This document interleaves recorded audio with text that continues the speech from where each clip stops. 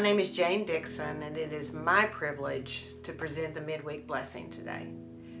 I don't know about you, but the last few weeks and months have made me feel weary. Between the ongoing pandemic, the demonstrations, and all of the pain and anger and fear. Weary. That's how I describe how I feel. However, I also see signs of hope, and I pray for reconciliation. The definition of reconcile is to bring together, restore, coexist in harmony with each other. As I'm sure most of you know, our church has spent the last 6 months on a journey, deciding whether to participate with the Reconciling Ministry Network.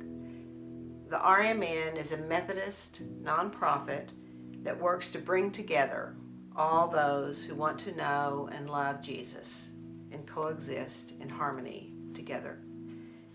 Is this really different than those working on the front lines of the anti-racist movement? To bring together the races to live in harmony together without fear, without violence, and without hate.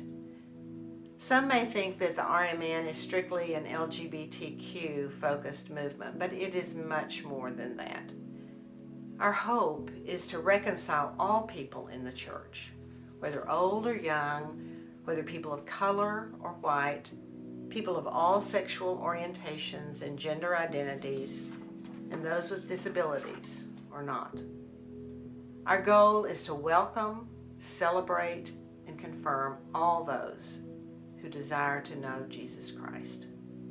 I'm reminded of all those times in the gospel that Jesus reached out and touched people with his compassion, love, and forgiveness. In fact, most of these were people on the margins. The woman at the well, the demon-possessed man chained in the cemetery, the leper, the tax collector, the widow, the poor, the children. There was no one, not one, that Jesus would not accept into his embrace of redemption, restoration, and reconciliation.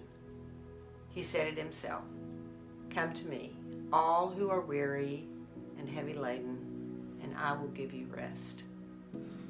As the body of Christ, we believe we are asked to do that same thing. Some roadblocks have been erected by the Methodist Church that prohibit people from knowing Christ fully. As a good friend reminds me, Jesus' greatest desire is for everyone, all of us, to know and love him. When people are afraid or hesitant at even stepping into the church because of their sexual orientation or gender identity, how can we show them the Christ that we know? Clarendon UMC has followed a path of living love for 3 years. That has brought us to this moment in our shared history.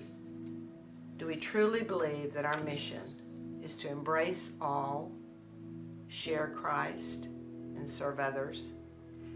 I received a note from one of our faithful members and would like to read it to you. My son Ted was active in the church youth activities since he was a cherub chorister at age 5. As a young man, he came out as gay. He asked the CUMC pastor at the time if there could be an announcement of his coming out. The pastor emphatically denied his request, saying that the church book of discipline would not permit it. Ted has not been into the church since. We have another opportunity to learn about the Reconciling Ministry Network on Monday, June 15th at 7 p.m. when the executive director will be joining us in a virtual meeting. Jan Lawrence will give insight into the movement and answer questions. We hope you will join us. Look for the link on the Friday e-newsletter. Our team is also available to talk one-on-one if you have questions or concerns. Contact the office and they will let us know. Thank you.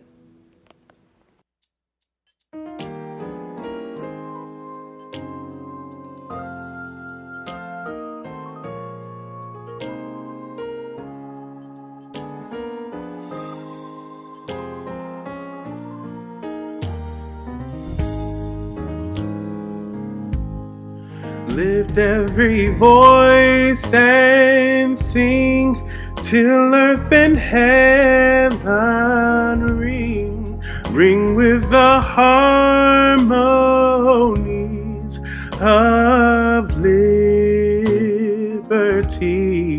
Let our rejoicing rise high as the listening skies. Let it resound loud as the rolling sea.